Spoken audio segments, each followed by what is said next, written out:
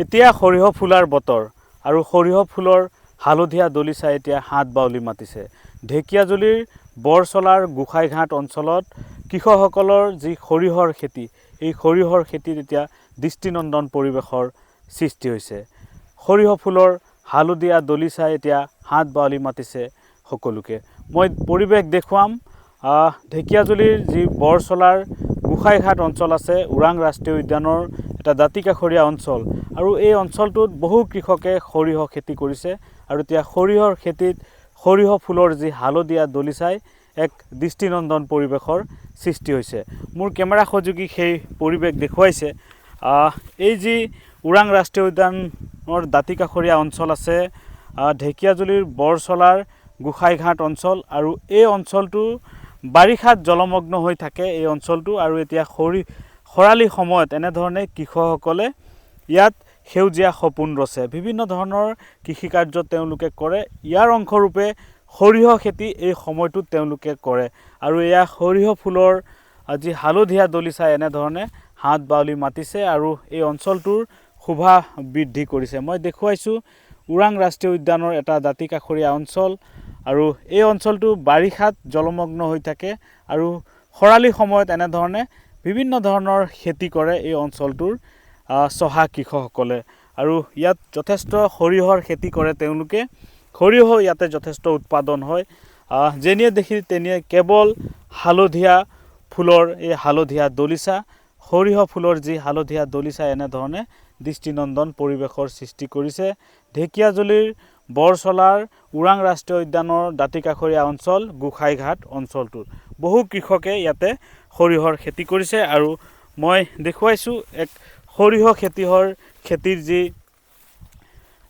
এক দৃষ্টিনন্দন পৰিৱেশ সৃষ্টি হৈছে এই অঞ্চলটোত। মই দেখুৱাইছোঁ কেৱল ইয়াতে সৰিয়হ খেতিয়ে নহয়, বিভিন্ন ধৰণৰ খেতি কৰে আৰু মুখ্যতঃ এই সময়টোত ইয়াত কৃষকসকলে সৰিয়হ খেতি কৰে আৰু সৰিয়হ খেতি এনেধৰণে সৰিয়হ খেতিত এতিয়া ফুল ফুলিছে আৰু সেই ফুলে এক শোভা বৰ্ধন কৰিছে গোসাইঘাট অঞ্চলটোত।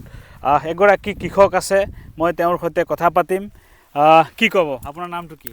মোৰ নাম শ্ৰী গোপাল অধিকাৰী। হয়, মই ইয়াতে এইবাৰ সৰিয়হ 2 বিঘা কৰিছোঁ, কিন্তু বছৰে বছৰে বেছিকৈ খেতি কৰোঁ। এইবাৰ তাৰমানে খালী খেতি কৰাৰ কাৰণে এইবাৰ তাৰমানে সৰিয়হ খেতি অলপমান কম কৰা হৈছে। আৰু সৰিয়হ তাৰমানে এইটো ইয়াৰ 3 মাহৰ খেতি। এইটো তাৰমানে এতিয়া পুহ মাহ পৰাৰ লগে লগে সৰিয়হ ফুলবিলাক পৰি যাব। তাৰপিছত আকৌ এই মাঘ ফাগুনত আমি উঠোৱা কৰিম, তাৰপিছত আকৌ বড়ো খেতি কৰিম। বড়ো খেতিৰ কাৰণে মাটি চাষ কৰিব লাগিব। কি ক'ব, বাৰিষাত ইয়াতে জলমগ্ন হৈ থাকে? বাৰিষাত কিন্তু পানী অভাৰ হৈ যায়, পানী বহুত হৈ যায়, জলমগ্ন হৈ থাকে।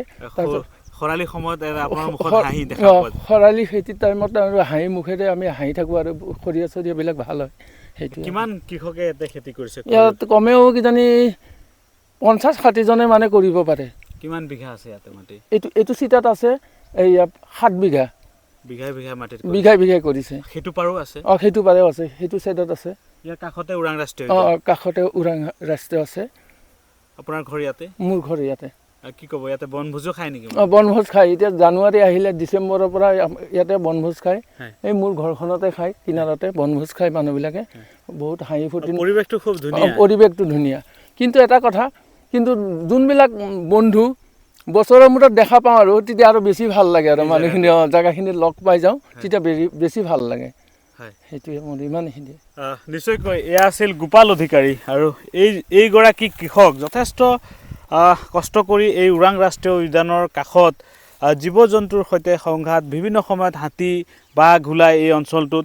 আৰু ইয়াৰ মাজতো ভৱেন অধিকাৰী এগৰাকী চহা থলুৱা কৃষক আৰু তেখেতে বিভিন্ন ধৰণৰ খেতি ইয়াতে কৰি আহিছে। আৰু মই দেখুৱাইছোঁ সৰিয়হ ফুলৰ এই হালধীয়া দলিচাই দৃষ্টিনন্দন পৰিৱেশৰ সৃষ্টি কৰিছে ঢেকিয়াজুলিৰ বৰচলাৰ যি ওৰাং ৰাষ্ট্ৰীয় উদ্যানৰ দাঁতিকাষৰীয়া অঞ্চল আছে, এই দাঁতিকাষৰীয়া অঞ্চলৰ গোসাইঘাট অঞ্চলটোত। আৰু ইয়াত বনভোজ খাবলৈও বিভিন্ন ঠাইৰ পৰা ইয়াতে লোক আহে এই সময়টোত। আৰু এতিয়া যিহেতু নতুন বছৰক আদৰাৰ সময় আৰু পুৰণি বছৰটোক বিদায় দিয়াৰ সময়, এই সময়টোত ইয়াৰ যি নৈসৰ্গিক পৰিৱেশ, এই নৈসৰ্গিক পৰিৱেশ উপভোগ কৰি লগে ভাগে এসাঁজ খায় এই গোসাইঘাট অঞ্চলটোত।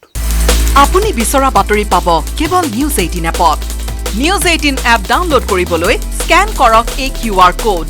গুগল প্লে ষ্টৰতো পাব এই নিউজ 18 এপ।